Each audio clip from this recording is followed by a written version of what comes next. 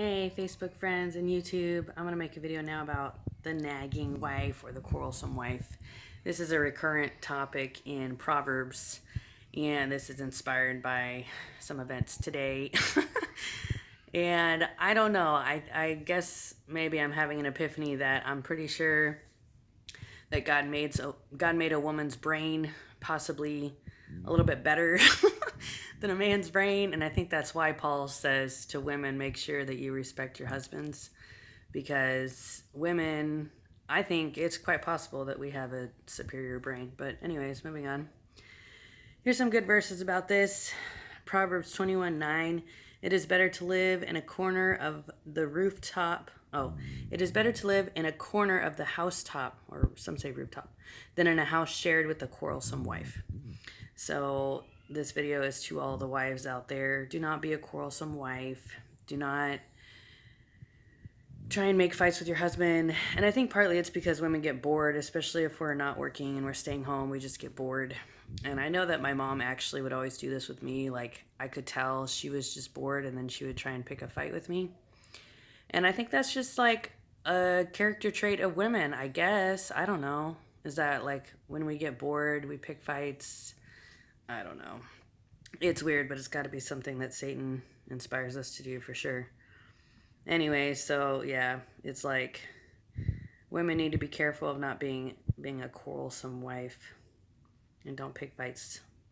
Of course, nobody should pick fights in general, but wives should really try to not pick fights with your husband. Proverbs 21:19. It is better to live in a desert land than with a quarrelsome and fretful woman. Yeah. Proverbs 27:15. A continual dripping on a rainy day and a quarrelsome wife are alike.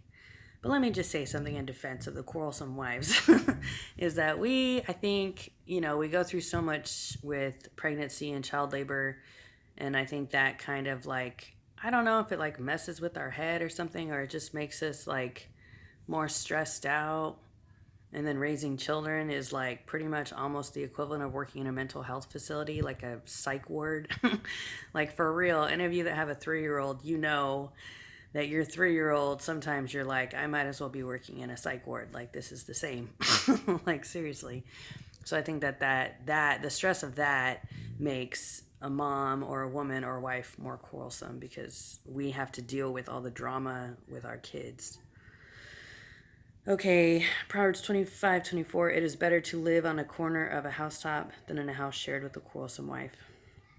Proverbs 19:13. A foolish son is ruin to his father, and a wife's quarreling is a continual dripping of rain. I actually like the sound of dripping rain.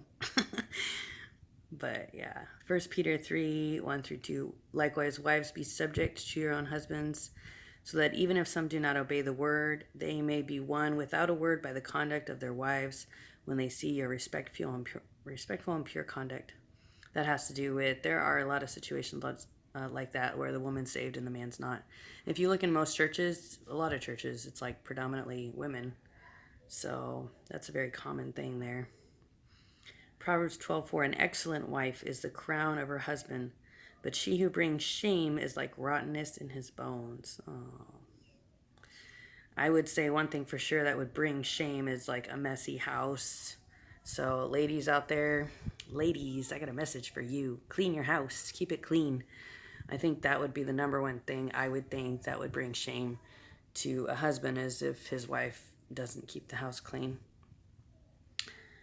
But I'm sure there are other things. She who brings shame. I mean, that's probably the main thing, would be a woman who's lazy and isn't clean. Ephesians 5:21. Submit to one another out of reverence for Christ. That's interesting. Submit to one another. But then it says, wives, submit to your own husbands as to the Lord.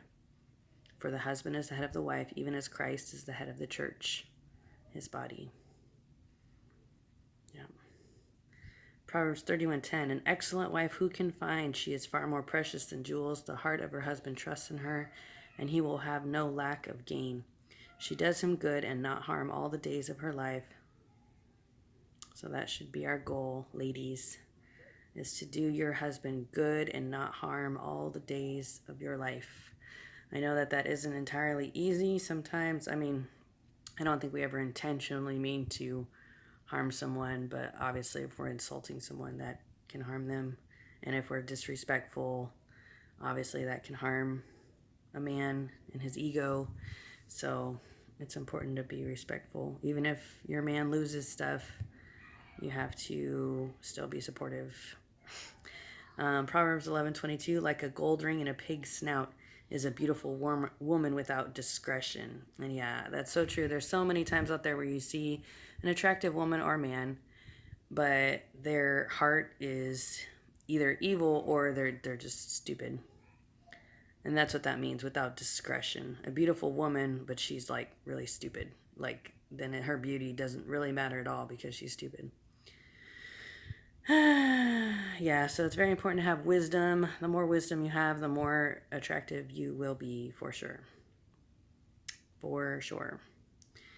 1 Peter 3:5, this is good. For this is how the holy women who hoped in God used to adorn themselves, by submitting to their own husbands, as Sarah obeyed Abraham, calling him Lord. And you are her children if you do good. Oh, that's interesting. Can you imagine calling your husband Lord?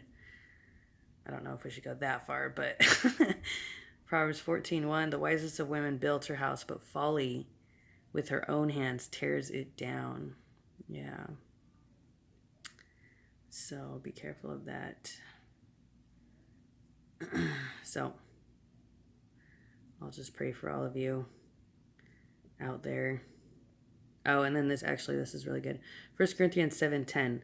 To the married I give this charge: the wife should not separate from her husband, but if she does, she should remain unmarried or else be reconciled to her husband. So that's really important. Wives, do not separate from your husbands. If they want to separate from you, that's fine. But you should not be the one to separate from your husband, because you are supposed to be his helpmate for life. And praise God for that. God bless. God loves you all. Have a good day.